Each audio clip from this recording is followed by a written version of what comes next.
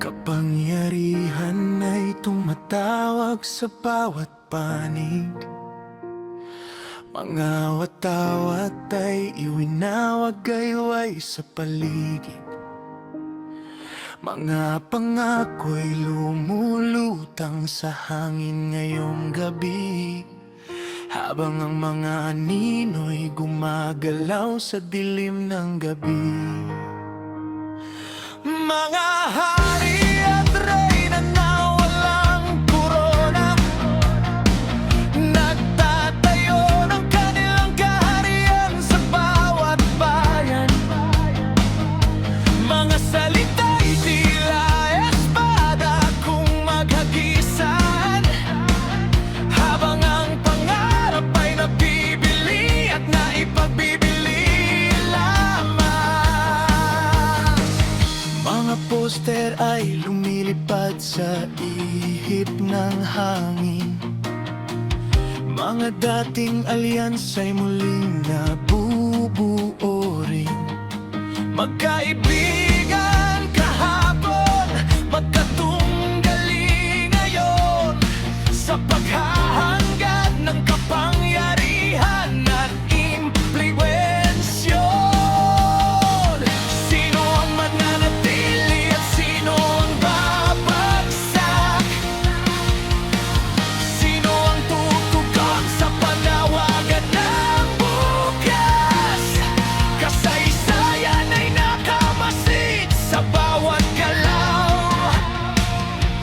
Ang mamamayan ang magpapasya sa bawat tagumpay at kabiguan. Ito'y laro ng trono, apoy ng politika, kapangyarihan at pangakong lalong tumitindi pa. Mga tinig ay umaalingaw-ngaw sa buong bayan. Ang kinabukasan ay nasa ating mga kamay. Ito'y laro ng trono at ang laban ay nagpapatuloy.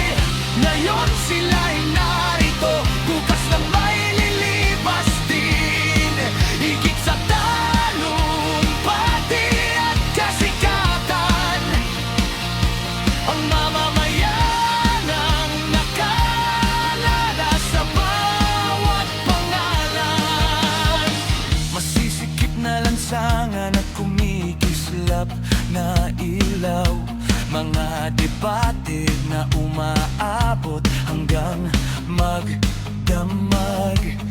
Bawat boto ay isang tahimik na susi na nagbubukas sa kapalaran ng darating na bukas.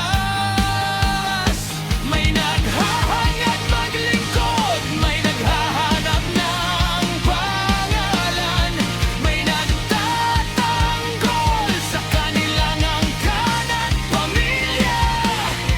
Ngunit panahon lamang ang makapapagsasabi kung sino ang tunay na leader na mamumukod tangi. Walang trono ang mananatiling matatag magpakailanman kung mawawala ang katarungan at katotohanan. Ang pinakamalaking kapangyarihan ng isang pinuno ay ang paglilingkod sa tao bago ang sariling trono.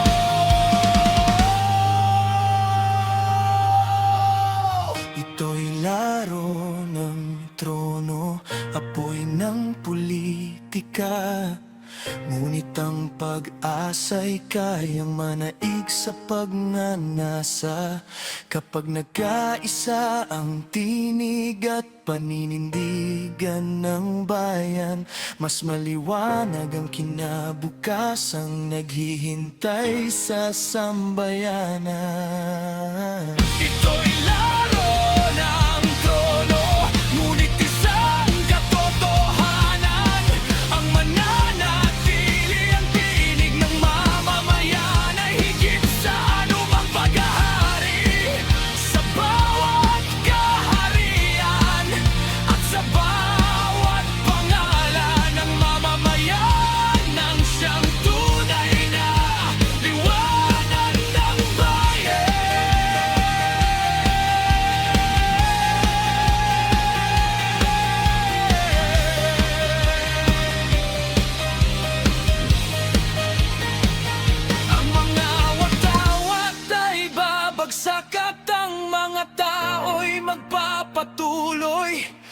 Ngunit ang kasaysayan ay mag-aalala magpakailanman. Higit sa trono at higit sa kasikatan, ang mamamayan